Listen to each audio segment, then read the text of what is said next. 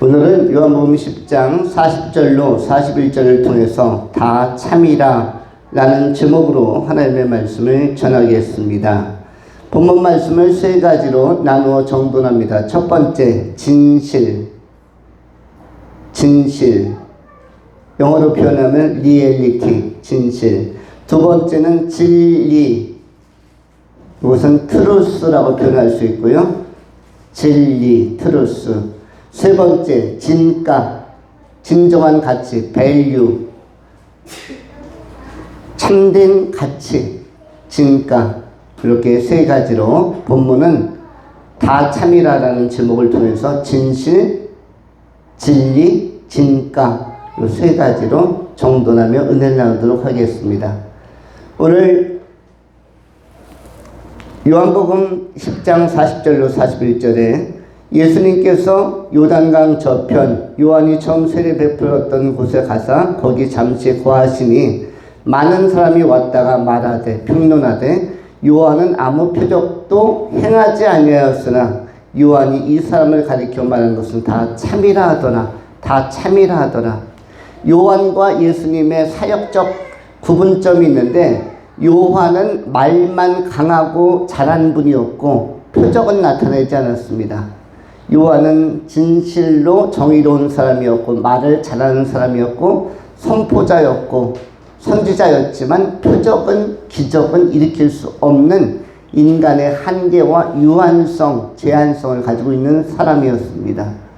그런가 하면 요한이 각성자였긴 하지만 능력, 실체적인 능력, 신비한 능력은 없었는데 예수님은 말씀도 진리였지만 동시에 기적도 일으켰습니다. 수많은 표적, 기적, 미라클, 아주 아름답고 원더풀하고 원더러스하고 원더우먼 할 때 그 놀라운 일들, 이른바 그 표적하면 세메이온, 세메이야, 이 기적을 많이 일으켰는데 나사로를 죽은 자 가운데서 살리신 것, 요한복음 11장에 나오고 요한복음 2장에 물로 포도주를 만들고 오병이어의 현장에서 물고기 2마리와 보리떡 5개로 엄청나게 많은 5,000명이 넘는 사람들을 먹이고 수많은 광주리를 또 남길 정도로, 그리고 광풍이 있는 바다에서 풍랑을 꾸짖고 바다를 평온케 하고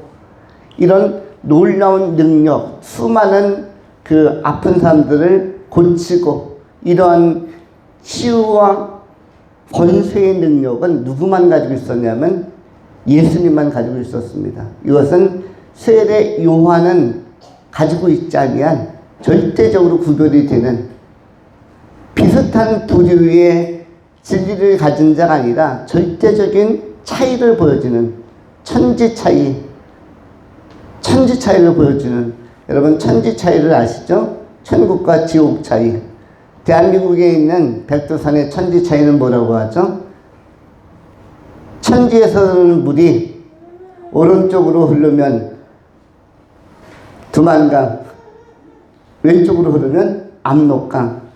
그것은 또 무슨 차이를 가져오는가? 오른쪽으로 흐르면 두만강을 건너서 동해바다, 태평양으로, 왼쪽으로 흐르는 물은 압록강을 통해서 황해로 가서 인도양까지 나가는 굉장히 큰 차이를, 빗방울이 천지 연못의 중심을 기준으로 오른쪽으로 떨어지느냐 왼쪽으로 떨어지느냐에 따라서 천지 차이를 가져온다.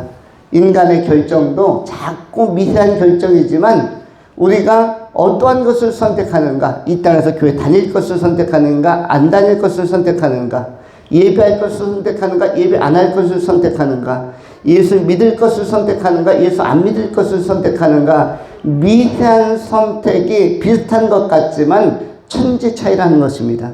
태평양과 인도양을 구별하고 압록강과 두만강을 구별하고 천국과 지옥을 구별하는 미세하고 아무것도 아닌 것 같은 것이 굉장히 결정적인 운명과 영원한 세계를 구별해 나가는 귀한 선택이라는 것을 우리가 마음에 또 새겨보아야 할 것입니다. 먼저 생각하는 것은 진실에 관한 것입니다.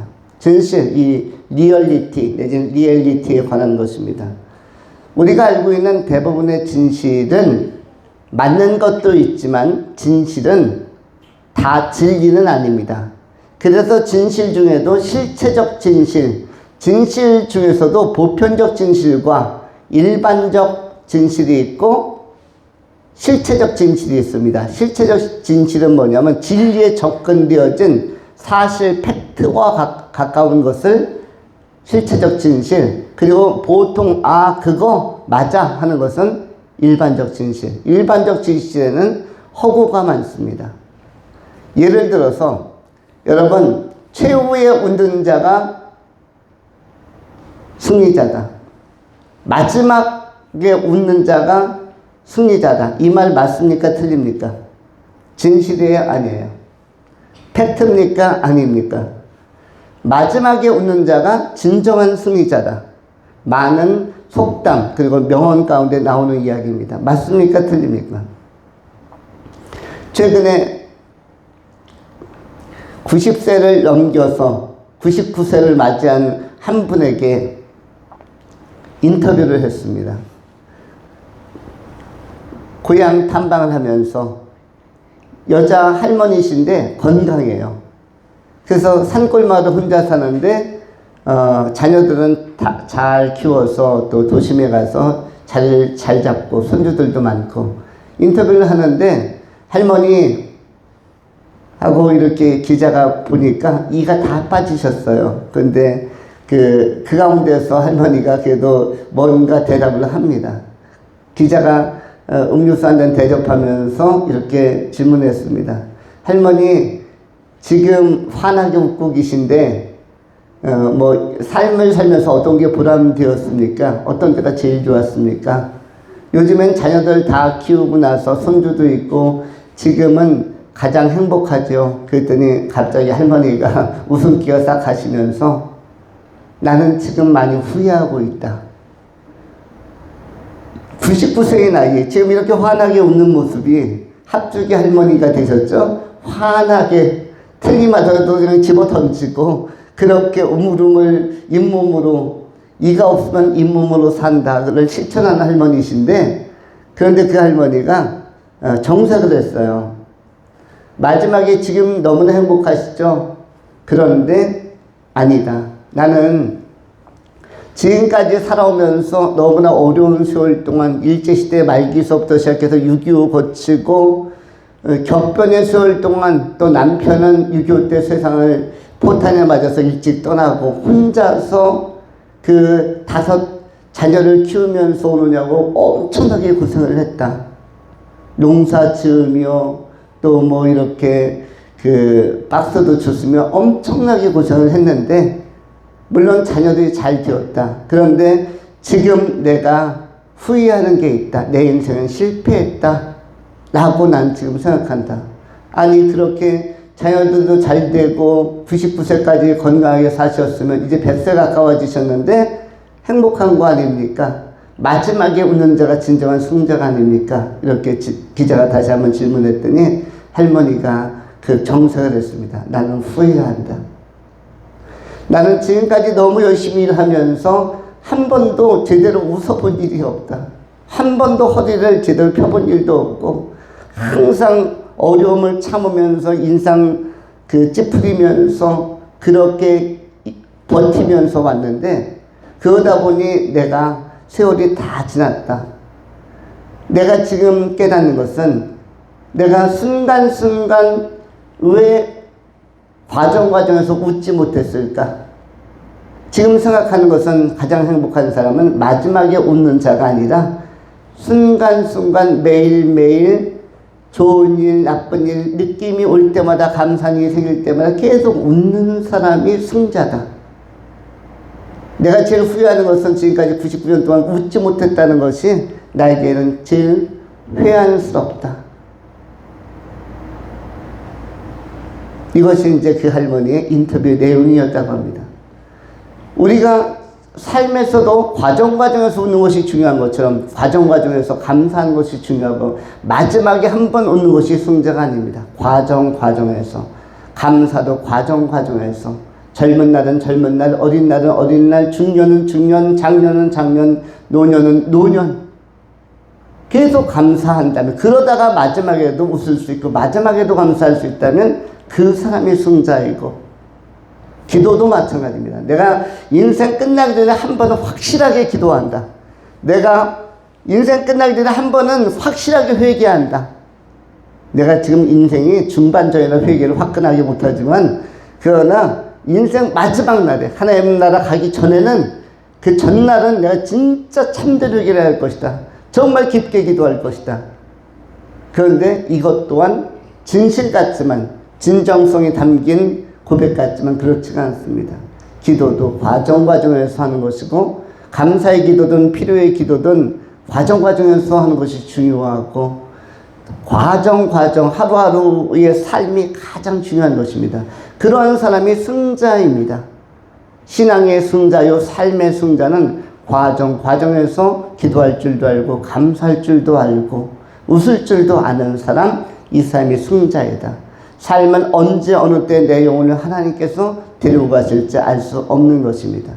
우리 삶의 교회 공동체는 그래서 과정에서의 삶 전체를 매우 소중하게 생각을 합니다. 그래서 우리의 정신 안에는 삶의 신학도 있고, 삶의 철학도 있고, 삶의 정신도 있고, 삶의 고백이 있습니다. 천국은 무엇이냐? 하나님의 삶입니다. 하나님의 삶의 터전이 천국이고, 지상은 무엇인가? 하나님의 백성들의 삶의 터전이 지상입니다. 우리에게는 지금 지상의 삶이 있고, 그리고 이 땅을 떠나면 천상의 삶이 있는 것이죠. 삶은 계속되는 것입니다. 이러한 측면에서 진실이라는 것은 진실인지 알았는데 확인이 필요한 것들이 있어요.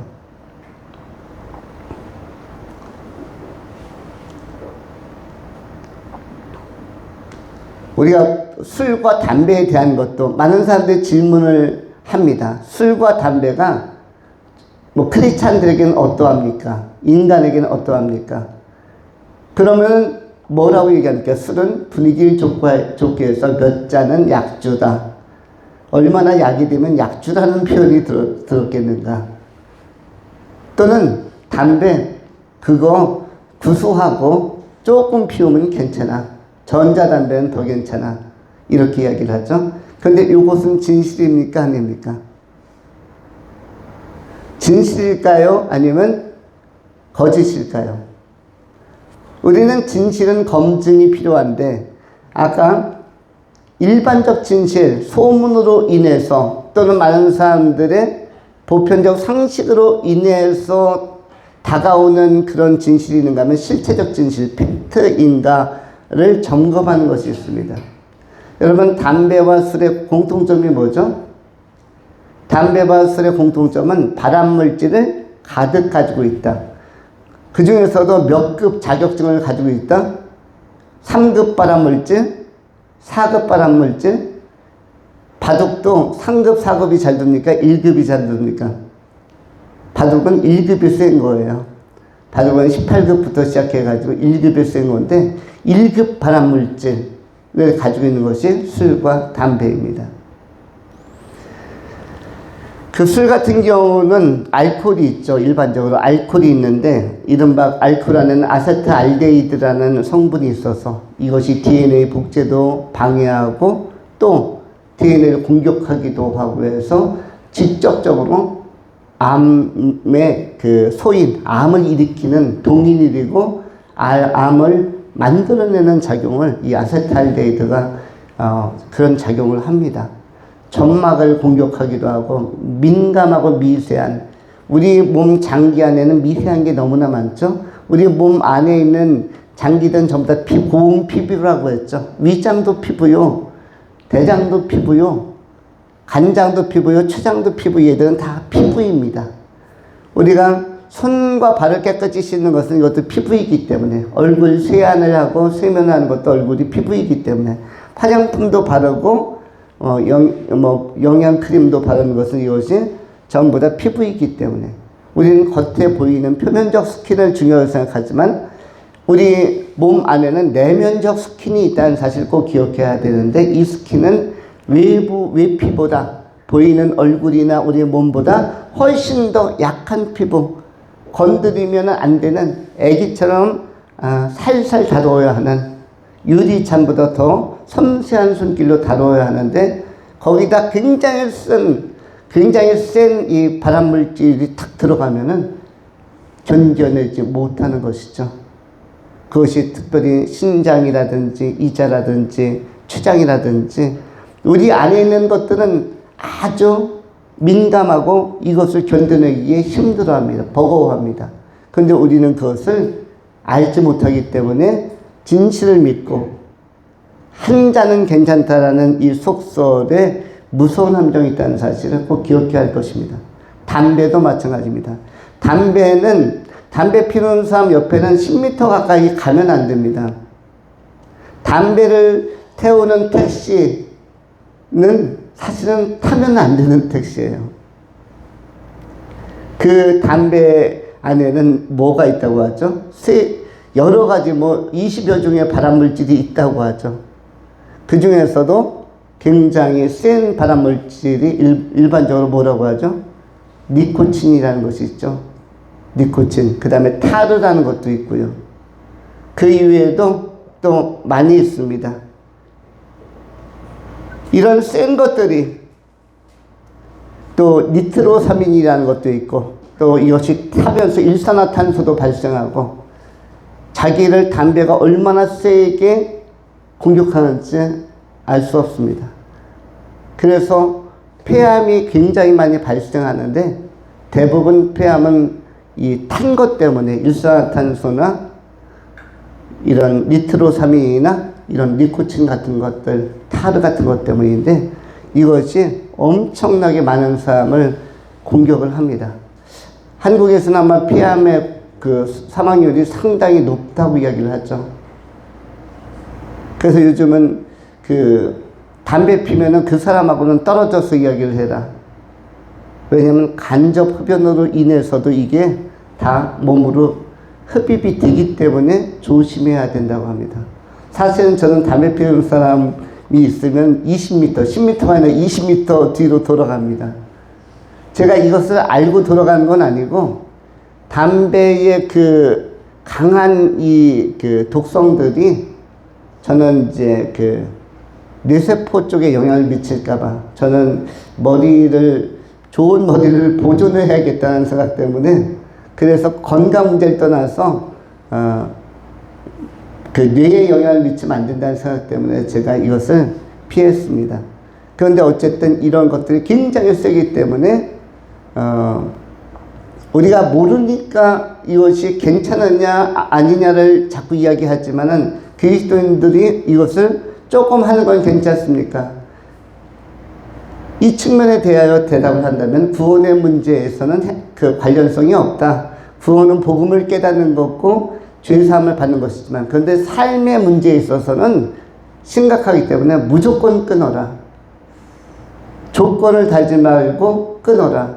그리고 끊을 수 없는 상태라면은 이 문제는 상담이 필요하고, 또 끊지 못하는 사람이 있으면 조금 거리를 두면서 이렇게 소통하는 것이 좋다. 요즘에 청소년들서부터 해가지고 담배, 술의 영향력은 굉장히 강합니다. 한국 사회의 한 70% 정도가. 요즘에는 그 담배가 엄청 몸에 유해하다는 사실이 밝혀지면서 각 건물에서나 어떤 기관에서도, 또 식당 같은 데서도 컨트롤하고 통제를 해주죠. 옛날에는 그냥 식당에서 밥 먹으면서도 앞자리 뒷자리 관계없이 분위기 좋으면은 담배를 다 꺼내서 이렇게 튀기도 하였습니다. 그런데 이런 것은 뭐다? 진실인데, 일반적인 상식으로 전해오는 진실에는 false, 거짓이나 가짜가 많다는 것입니다. 그래서 실체적 진실, 정확하게 팩트를 확인하고 우리는 진실의 문제를 생각해 보아야 할 것입니다. 동양인과 서양인이 진실에 접근하는 방식이 다르다고 합니다. 모든 인간은 진실한 인간을 원합니다. 내가 만난 사람이 진실하기를 원하고, 나의 후대가, 나의 친구가 진실하기를 원하고, 그래서 뭘 제일 싫어하냐면 진실하지 않은 것을 제일 싫어합니다. 내가 신뢰하는 사람들, 친밀한 사람들이 진실하기를 원하죠. 그러지 않을 때 실망도 굉장히 크기도 합니다. 서양인들은 처음 사람을 만나면 어디부터 본다고 하죠? 외국 사람들은. 서양인들은 처음 만나는 사람 딱 보자마자 어디를 본다고 하죠? 서양인들은 입을 본다고 합니다. 입을 본대요. 그 입이 진실한 입인지 아닌지. 서양인들은 대체적으로 진실한 사람들이 많습니다. 좀 순수하고. 아시아권은 다를 수도 있어요. 근데 서양 쪽은 그런 것 같아요. 그런데 동양인들은, 특별히 한국 사람들은 딱 마주치면 어디를 본다고 그러죠? 코를 본다고 합니까? 이마를 본다고 합니까? 머리카락을 본다고 합니까? 동양인들, 특별히 한국 사람들은 딱 보면은 처음 무엇부터 교환하죠? 눈부터. 눈이 맑은지, 눈이 밝은지, 눈이 빛나는지, 눈이 시원한지, 눈이 탁한지, 눈이 맹한지, 눈부터 본다고 하죠.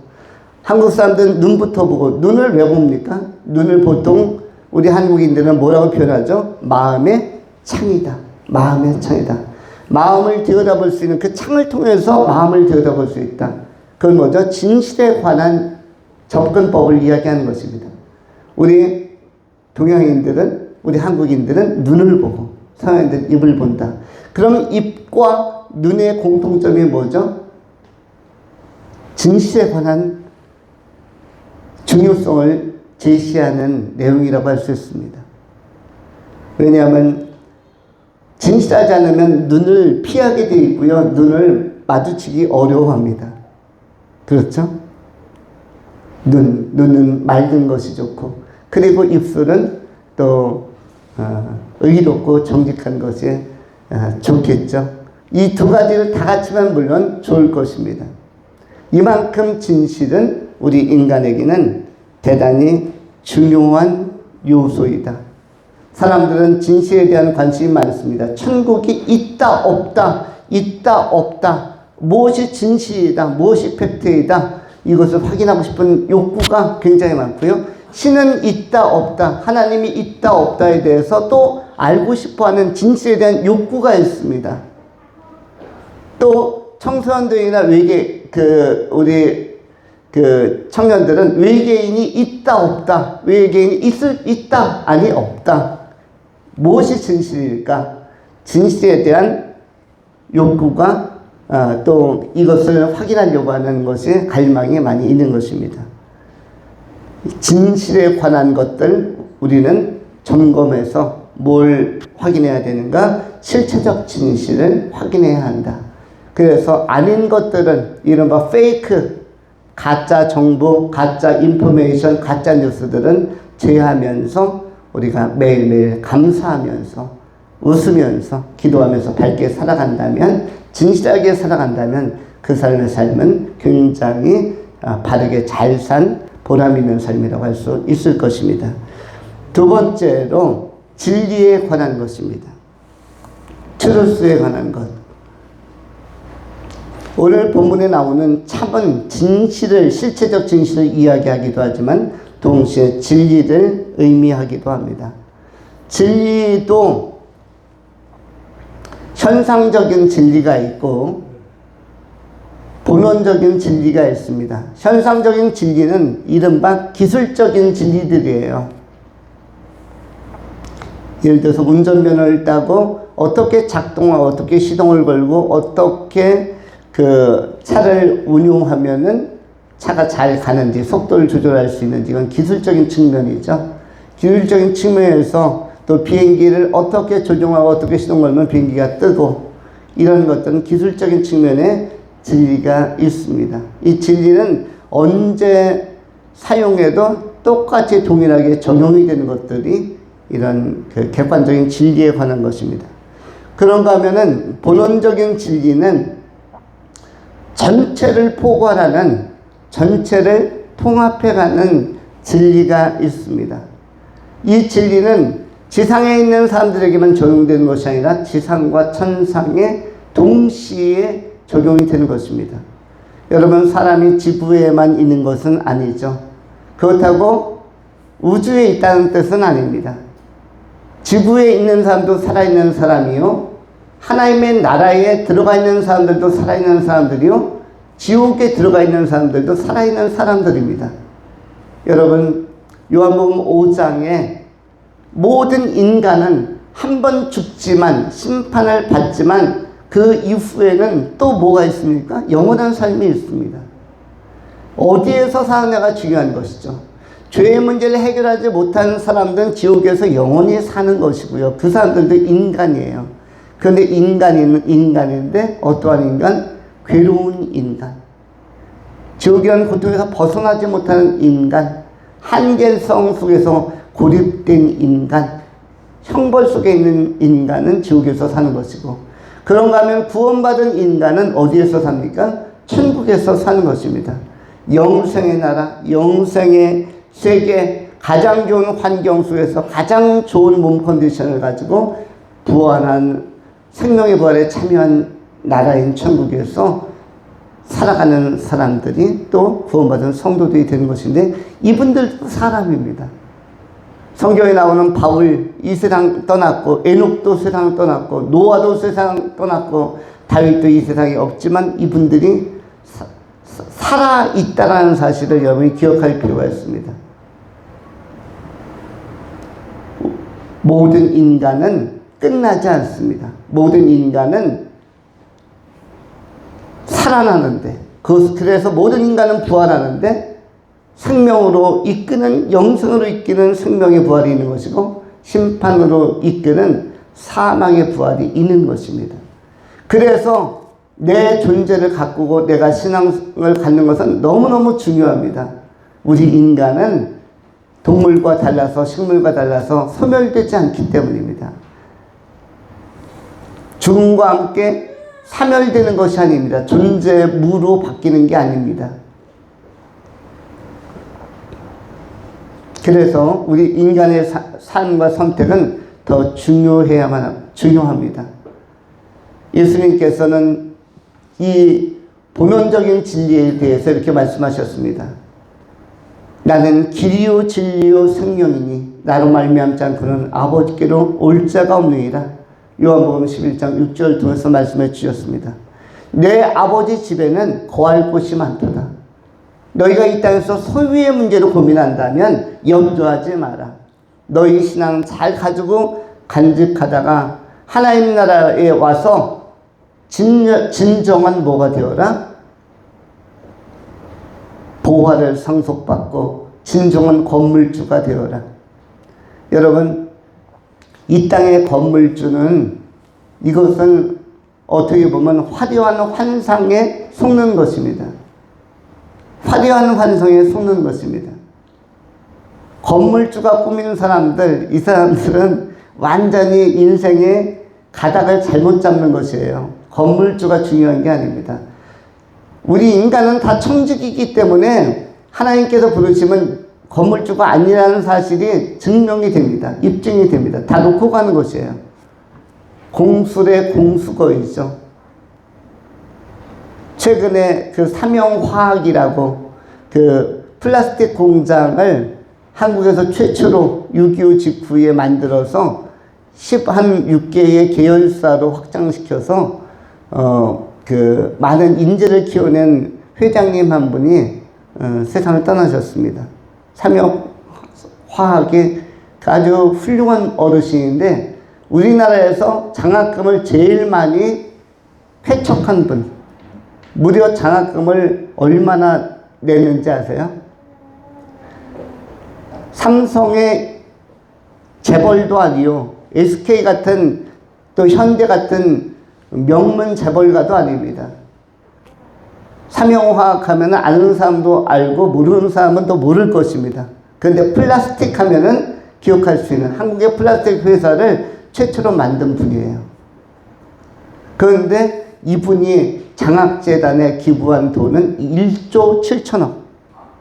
조 단위를 기부했어요. 억소리 나는 억 단위가 아닙니다. 억 했습니까? 억 단위 아닙니다. 조 단위. 1조 7천억. 그리고 세상 떠나기 전에 지난달 자신이 있던 건물마저 소유마저도 또 처분해서 몇백억을 마지막 기증하고 세상을 떠났습니다. 너무나 많은 사람들이 이 장학재단을 통해서 혜택을 받고 인재들이 수천 명의 인재들이 배출되었다고 합니다. 그런데 우리는 그렇게 큰 일은 삼성 정도 돼야 하지 이렇게 생각하죠. 그런데 그렇지가 않습니다.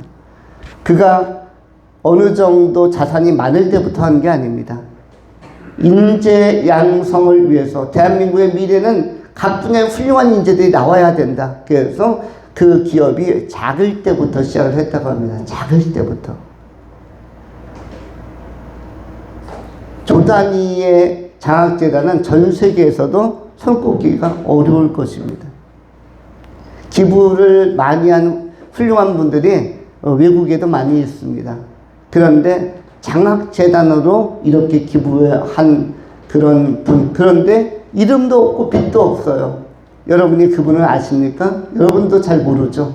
뉴스에나 나오니까 한번 들어보는 것인데 정말 훌륭한 분들도 있다라는 것입니다. 우리에게서 중요한 것은 뭐냐면 이 땅에 있는 것은 다 놓고 가는 것인데 이분이 그래서 마지막에 이런 말을 했습니다. 공술의 공수거가 아니다. 공술의 공수거가 아니라 공술의 그리고 가운데다가 세 글자를 더 붙였어요. 공수대로 오지만은 그러나 땀 흘려서 열심히 벌고 땀 흘려서 열심히 벌고 그걸 한자로 표현했습니다. 여러분 땀 흘리는 당을 무슨 당이라고 하죠? 땀 흘리는 당. 정의당? 진보당? 땀 흘리는 당이 노동당? 노동당은 땀 좀 흘릴 것 같은데요. 민주당? 국민당? 땀 흘리는 당이 무슨 당이라고 하죠? 한당이라고 합니다. 한당. 거기서 한자가 뭐예요? 땀. 그래서 한당의 반대말이 뭡니까? 땀을 전혀 안 들리는 무리. 불한당. 저 불한당 같은 놈. 저 불한당 같은 녀석. 아니 저 불한당이 뭐죠? 땀을 안 흘리는 인생을 그냥 공짜로 살려고 하는 불한당들이 있죠. 이 땅에도 실제로도 많이 있지 않습니까? 하는 것 별로 없이 나라에 세금 많이 갖다 쓰는 분들도 있고 불한당. 그런 불한당을 갖다가 법적 용어는 뭐라고 그러죠? 합법적인 사기꾼들. 법적 용어라기보다는 법적 용어를 동원해서 표현하는 합법적 사기꾼들이 많대요. 우리는 불법적 사기꾼은 사기꾼이라고 부르지만 합법적 사기꾼들은 국가의 굉장히 중요한 도처에서 여러 직위를 가지고 세금을 포탈하고 또 갖다 쓰는 사람도 많다고 합니다. 그런데 이분은 공술의 공수거가 아니라 중간에 이 한당을 해야 된다. 어떻게? 아주 크게 대한당. 공술의 공수거가 아니라 중간에 뭐를 한번 해야 됩니까? 대한당. 크게 땀을 흘리면서 어떤 분야에서 일을 하는 사람. 그리고 다시 공수거로 가는 것이다.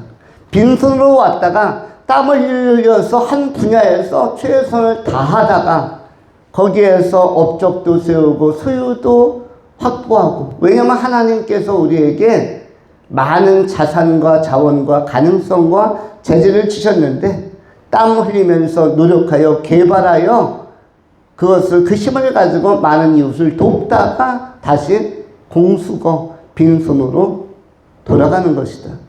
어떻게 보면 공술의 공수거는 팩트에서 약간 빈약한 팩트, 아닌 것은 아니지만 공술의 공수거도 맞지만, 그러나 진정한 것은 대한당으로서의 삶을 살아야 된다.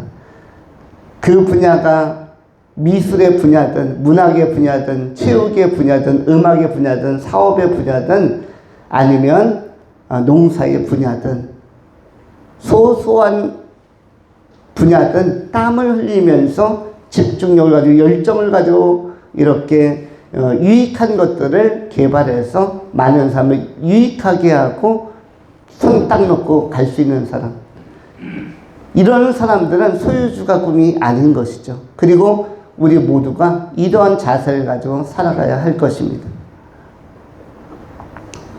우리 하나님께서는 우리 인간들에게 땀을 흘리면서 살아갈 수 있는 이런 기술적인 원리로서의 삶의 방편들도 제공하지만 동시에 지상과 천상을 넘나들면서 그것 전체를 통합하는 이 통전적인 진리로서 우리 인생 여정을 이끌어 주십니다. 그것은 말씀, 성경과 기도라는 두 개의 굉장히 중요한 자원과 자산을 이용해서 풀어가는 방식이라고 할 수 있습니다. 진리의 말씀 안에는 우리의 삶의 모든 기준들과 삶의 척도와 삶의 방향성과 비전이 제시되어져 있습니다. 다 함축되어 있습니다. 말씀을 가까이 하면은 공통적으로 총명합니다. 여러분 총명하십니까? 머리는 좋은 것 같은데 총명한가? 나는 지혜로운가? 지식은 있는 것 같은데 지혜로운가? 총명과 슬기와 지혜는 하나님의 말씀을 얼마나 가까이 하는가와 정비례합니다. 지식은 책을 읽으면, 보편적인 책을 읽고 정보를 많이 내가 습득하면은 지식은 쌓이는 것이죠. 그러나 지식이 쌓인다고 해서 총명한 게 아닙니다. 그렇게 지식을 많이 습득하려면 그야말로 서울대 들어가고 이런 학생들이 제일, 스카이에 들어가는 학생들이 제일 총명해야죠. 그러나 그들이 총명하거나 슬기로운 것은 아닙니다. 총명과 슬기는 지식과 다른 것이라서, 이것은 정보의 체득과 다른 것이라서, 이것은 하나님의 말씀으로부터 우리의 영혼은 재련되고 빛나고 정금처럼 이렇게 가꾸어진다는 사실을 꼭 기억해야 할 것입니다. 그래서 슬기가 필요하고 지혜가 필요하다면 하나님의 말씀을 지금부터라도 가까이 해라. 또 한 가지, 하나님을 알고 싶은 사람들은 반드시 기도해라. 하나님을 알고 싶은 사람들은 하나님이 있는지 없는지, 또 하나님이 나를 사랑하는지 사랑하지 않는지를 확인하고 싶은 사람들은 기도해라. 하나님이 응답하는지 응답하지 않는지를 알고 싶은 사람들은 기도해라. 적극적으로 기도해라. 기도하면 하나님께서 응답을 하시는데, 그 응답이 하나님과 우리 사이의 관계를 아주 친밀하게, 강렬하게, 그리고 확신을 주고, 그리고 거기에 굉장히 풍성함을 더해 주시는 것입니다. 하나님을 정말 알기를 원하는가? 그렇다면 기도해라. 우리가 기도를 안 하는 이유, 못하는 이유가 뭐죠? 여러 가지 이유가 있겠으나 바빠서는 이유가 아닙니다. 바쁜 사람은 없습니다. 바쁘게 일하는 시간이 있죠. 그러나 바쁘게 일하는 시간 빼놓고는 한가한 시간이 많습니다. 바빠서는 절대로 아니고, 어떤 분들은 그러죠. 너무 바쁘기 때문에, 오늘 업무를 너무 많이 처리해야 되기 때문에, 하나님의 도움이 필요하기 때문에, 또 무탈해야 되기 때문에 너무 바빠서 기도합니다. 이런 책들도 나와 있죠. 너무 바빠서 기도합니다. 바빠서는 아닌데, 기도를 하지 못하는 결정적 이유는 딱 한 가지입니다. 하나님을 모르기 때문입니다. 어떤 사람과 대화할 때, 기도는 대화라고 한다면, 두 인격 사이에, 두 인격적 존재 사이의 소통이라고 한다면, 그 사람을 잘 모르면 할 말이 적은 것이에요. 그 사람과 친밀하고 그 사람을 잘 알면 제잘 계속적으로 수다, 대화가 오고 가는 것이죠. 우리가 하나님을 잘 알지 못하기 때문에 기도 못하는 것이지 기도할 시간이 없어서나 열정이 부족해서도 아닙니다. 하나님을 아는 지식이 부족해서입니다. 하나님을 더 알기를 사모하는 마음을 가지고 그러려면 이 진리의 본체가 되는 하나님의 말씀을 더 가까이 하시고 집중해서 들으시고 이 하나님에 대한 갈망 있는 사람들은 예배에 고도의 집중력을 갖습니다. 그래서 그 전날부터 컨디션을 만들어 갑니다. 내가 예배 때 최고의 집중력을 발휘해서 내가 말씀 가운데 한 단어도 한 문장도 안 놓치겠다. 이런 분들은 토요일부터 컨디션을 만들어 갑니다. 그리고 심지어는 미리 교회에 나와서 기도하면서 자기 마음밭을 준비하기도 하죠. 이렇게 운동선수가 몸을 풀듯이 내 영혼의 몸도 영혼의 근육도 자꾸 풀면서 미리 스트레칭을 해줘야만 되는 것입니다.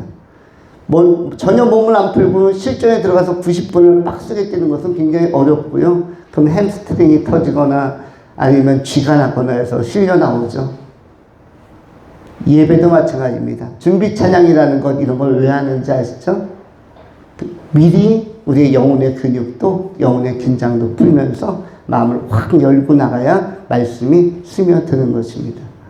진리의 말씀 안에서 총명해지시고 하나님을 아는 지식이 풍성해지셔서 그것이 기도하는 힘으로도 연결되고 또한 기도 응답을 받는 그런 복된 삶으로도 나타나는 진리에 충실한 귀한 성도들로서 참되게 살아가실 수 있기를 축원합니다. 마지막으로 진가 밸류에 관한 것입니다. 이 가치는 키에르케고르라는 사람은 제3의 원리라는 그 이론에서 이렇게 이야기를 합니다. 객관적 가치와 주관적 가치가 있다. 또한 이 주관적 가치와 객관적 가치를 다른 표현으로 다른 분류로는 보편적 가치와 항구적 가치가 있다.